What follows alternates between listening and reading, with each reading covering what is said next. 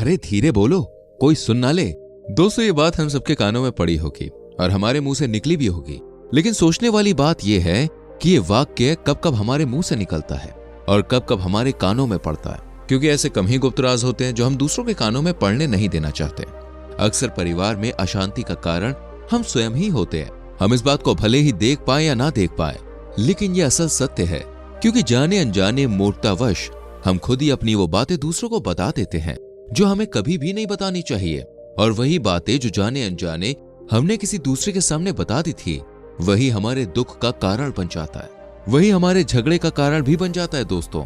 और फिर बाद में हमें पछतावा होता है कि यार मुझे ये बात किसी को बतानी नहीं चाहिए थी, मेरे से गलती हुई कि मैंने जाने अनजाने ये बात सभी को बता दी। इसलिए फ्रेंड्स, आज की जो बौद्ध कहानी मैं आपको सुनाने वाला हूँ, उसे सुनने के बाद आपको 7 ऐसी बातें पता चलेंगी जो आपको कभी भी किसी को नहीं बतानी चाहिए। ये जो 7 बातें हैं दोस्तों, ये आप कभी भी किसी को ना बताएं तो ही बेहतर है। इसके पीछे का तर्क भी मैं आपको दूंगा। और इन 7 बातों के अलावा अगर आपको लगता है कि कोई बात ऐसी है जो मुझसे छूट गई है या मैं नहीं बता पाया, तो कमेंट सेक्शन में जरूर बताएं। इससे पहले दोस्तों कि आप इस बौद्ध कहानी में खो जाएं, इस चैनल को सब्सक्राइब जरूर कर लें। तो चलिए कहानी शुरू करते हैं। एक समय की बात है, एक नगर में रिंकू नाम का एक युवक रहता था। वह युवक दोस्तों बहुत गरीब था, कुछ पैसा नहीं था उसके पास। 2 वक्त की दाल रोटी भी उसे बड़ी मुश्किल से नसीब होती थी।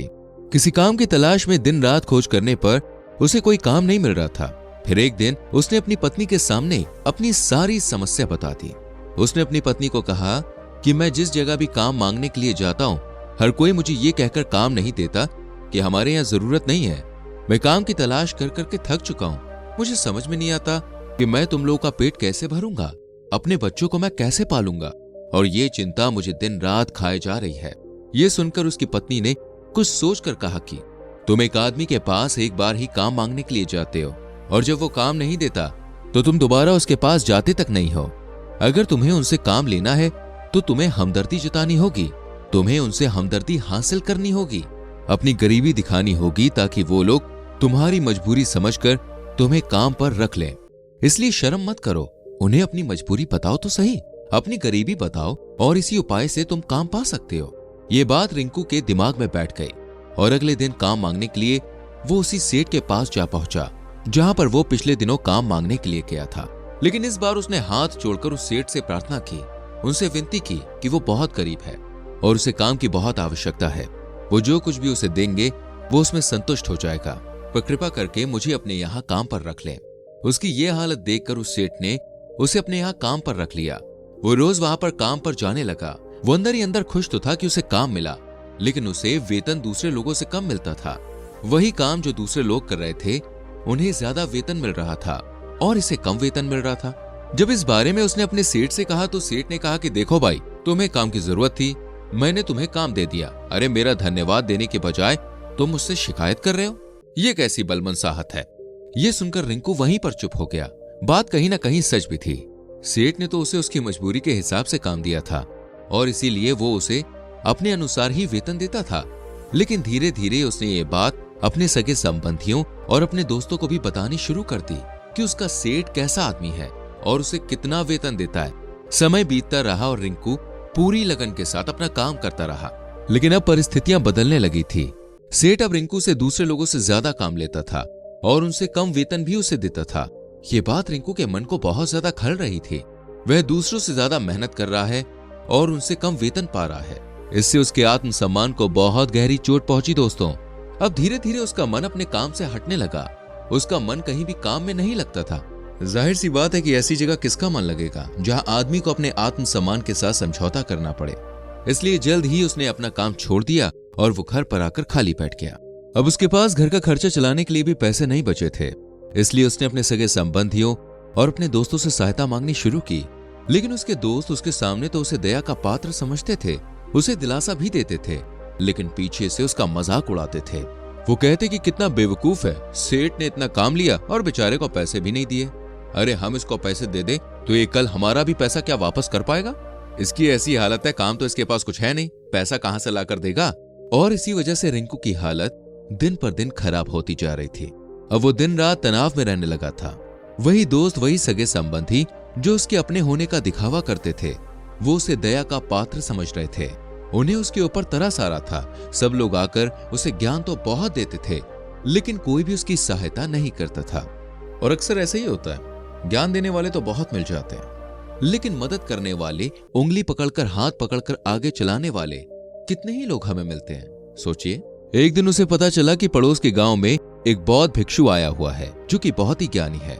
रिंकू इतना तनाव में था कि उसे कोई भी रास्ता ही नजर नहीं आ रहा था, इसलिए जाने अनजाने वो उस बौद्ध भिक्षु के पास पहुंच जाता है। वहां पहुंचकर वो सीधे उनके पैरों में गिरकर रोने लग जाता है। वो रोते रोते उन्हें अपनी सारी परिस्थिति बताता है। उन्हें बताता है कि किस तरह उसके सेठ ने उसका फायदा उठाया और उसके सगे संबंधी उसके साथ कैसा व्यवहार रखते हैं। सारी बातें सुनकर बौद्ध भिक्षु ने उसे चुप कराते हुए कहा कि ये सारी समस्याएं तुम्हारी बुद्धिहीनता, तुम्हारी मूर्खता के कारण उत्पन्न हुई है। अगर तुम्हारे अंदर विवेक होता तो इनमें से एक भी समस्या तुम्हारे चित्त को दुखी नहीं कर सकती थी, लेकिन तुमने अपने अविवेक के कारण, अपनी मूर्खता के कारण खुद ही अपने रास्ते में कांटे बिछा दिए। आज मैं तुम्हें 7 ऐसी बातें बता रहा हूं जो भूल कर भी किसी को मत बताना, और इन बातों का अनुसरण करते हुए तुम बाहर से मिलने वाले दुखों को तो दूर कर ही सकते हो जो बेवजह दुनिया की वजह से तुम्हारे अंदर पनपते हैं। पहली बात जो किसी को नहीं बतानी चाहिए वो है अपनी मजबूरी। अपनी मजबूरी का दिखावा करके दूसरों का दया पात्र बन के उनकी सहायता लेने की गलती कभी भी मत करना। हो सकता है कि आज वो तुम्हारी मजबूरी देखकर तुम्हारी सहायता कर देगा, लेकिन कल वो तुम्हारा फायदा उठाने से भी नहीं चूकेगा, और अगर फायदा भी नहीं उठाया तो दूसरों के सामने तुम्हारा मजाक बनाने में वो आदमी कभी भी नहीं चूकेगा। इसलिए कभी भी अपनी मजबूरी का दिखावा मत करो। अगर घर में 2 रोटी है और वो रोटी सूखी है तो वही खाकर सो जाओ, लेकिन दूसरों को इसके बारे में भनक तक नहीं लगनी चाहिए। जरा आप खुद सोचो, मजबूरी बताने का क्या मतलब होता है एक इंसान का? या तो वो दूसरे से सहानुभूति हासिल करना चाहता है या उनसे कोई आर्थिक मदद चाहता है। लेकिन अगर दोनों ही परिस्थितियां आप देखेंगे तो दूसरा आदमी आपका फायदा उठाने से नहीं चूकेगा, और अगर वो फायदा नहीं भी उठाएगा तो अपनी नजर में तो वो आपको मूर्ख ही समझेगा, बेवकूफ समझेगा, और दूसरों के सामने आपका मजाक तो जरूर बनाएगा। इसलिए अपनी मजबूरी के बारे में कभी भी किसी को मत बताना। दूसरी बात जो किसी को भी नहीं बतानी चाहिए वो अपनी अतीत की गलतियां और भविष्य की रणनीतियां। जरा सोचो, अगर हम अपने अतीत की गलतियां किसी दूसरे को बताते हैं तो उसका क्या प्रभाव होगा? वह गलतियां ठीक तो नहीं की जा सकती। जाहिर है कि उन्हें बताने का मतलब ही नहीं रह जाता। आप अपने अंधेरे पक्ष को खुद दुनिया के सामने बता रहे हो, खुद अपनी गलतियां दूसरों के सामने बता रहे हो। इससे उस आदमी की नजर में आपका एक चरित्र गठित हो जाएगा और वो भविष्य में हमेशा आपको उसी नजरिए से देखेगा। इसलिए किसी भी आदमी की नजर में अपना चरित्र गठित मत होने दो। और जरा सोचो, क्या आप व्यर्थ में ही अपने भविष्य की रणनीतियां दूसरों के सामने बता रहे हैं? जो लोग आपके काम का हिस्सा ही नहीं है, उनके सामने अपनी भविष्य की रणनीतियां, अपनी डींगे हाँकने का क्या फायदा? वो लोग आपकी सहायता तो नहीं करेंगे, लेकिन आपकी भविष्य की रणनीतियों में बाधा जरूर बन सकते हैं। आप खुद अपने विवेक का इस्तेमाल करिए और सोचिए कि आपके साथ भी ऐसा हुआ है कि आपने अपनी भविष्य की रणनीति किसी को बताई है और वो कामयाब ही ना हुई हो। जरूर हुआ होगा, जरा गौर से सोचिए। तीसरी बात जो किसी को नहीं बतानी चाहिए वो है अपने घर की बातें।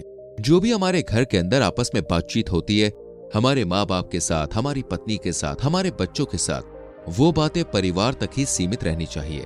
अगर आप इन बातों का दूसरों के सामने ढिंढोरा पीटते हैं तो दूसरों को आपके घर में घुसने का एक मौका मिल जाता है और वो इसका फायदा उठाने से कभी भी नहीं चूकेंगे। वो आपके परिवार के सदस्यों को आपसे दूर ले जाने की कोशिश भी करेंगे। अक्सर ऐसा होता है, हम समाज में देखते हैं कि हम अपने घर के झगड़ों को कम करने के लिए उन झगड़ों को अपने पड़ोसियों और दूसरे सगे संबंधियों को बता देते हैं, लेकिन इससे आपको सहायता कभी भी नहीं मिली होगी, बल्कि आपके घर की लड़ाई झगड़े और ज्यादा बढ़ गए होंगे, और वो जाहिर है कि बढ़ेंगे।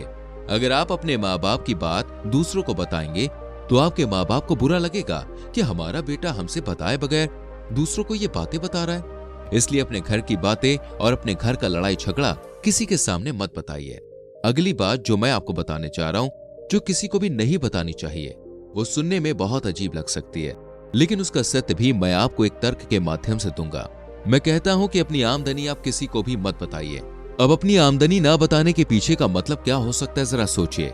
आप अपनी आमदनी अपने दोस्तों को बता देते हैं, तो जब आपके दोस्त को जरूरत पड़ेगी तो वो सिर्फ और सिर्फ आपको ही याद करेंगे, क्योंकि उनको पता है कि आपकी आमदनी ज्यादा अच्छी है तो आप ही उनकी मदद कर सकते हैं, और इसीलिए ज्यादा लोग आपसे सहायता मांगेंगे और जब आप उनकी सहायता नहीं करेंगे तो वो सोचेंगे कि इस आदमी के पास पैसे तो हैं, लेकिन ये मेरी सहायता नहीं करना चाहता, और इसलिए आपकी आमदनी आप दोनों दोस्तों के बीच एक झगड़े का कारण हो सकती है।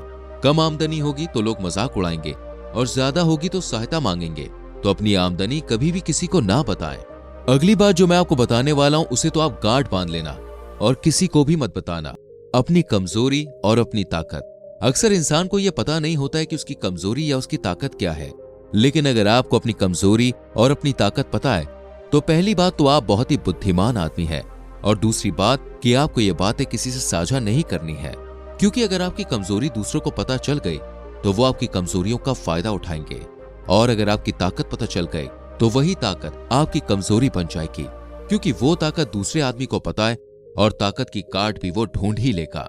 अपनी कमजोरी और अपनी ताकत अपनी पत्नी या अपने पति को भी ना बताएं, क्योंकि इसके बाद आपको घर में उनसे हमेशा दबके रहना पड़ेगा। अगली बात जो किसी को नहीं बतानी चाहिए वो है अपने मित्र और अपने शत्रु।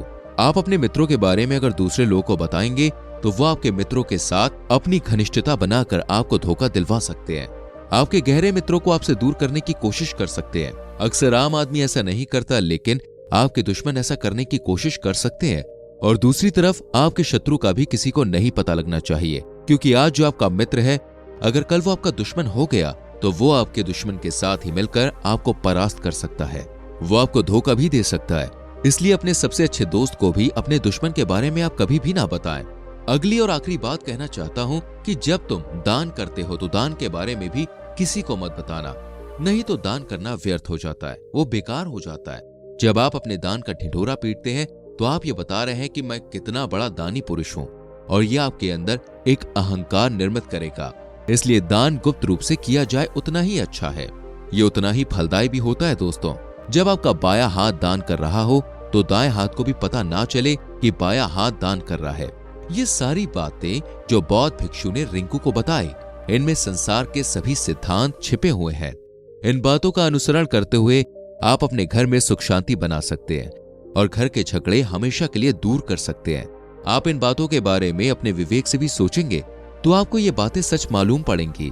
और हमारी कहानी सुनाने का दोस्तों देखिए एक ही मकसद है कि आपका जो विवेक है वो जागृत हो। आप खुद उन बातों के बारे में सोचें जो हम आपको बता रहे हैं, और अगर हम गलत हैं तो आप हमें कमेंट सेक्शन में वो जरूर बताएं जिस पर हम गलत हैं। और इनके अलावा भी अगर आप कुछ जानते हैं तो उन बातों को भी कमेंट सेक्शन में जरूर डालें। तो दोस्तों, कैसी लगी आपको ये कहानी हमें कमेंट सेक्शन में जरूर बताना। अच्छी लगी हो तो चैनल को सब्सक्राइब करके बेल आइकन प्रेस करें, जिससे आने वाली वीडियोस आपसे मिस ना हो। हम मिलेंगे आपसे अगली वीडियो में। अपना बहुत ख्याल रखें। Bye bye, take care.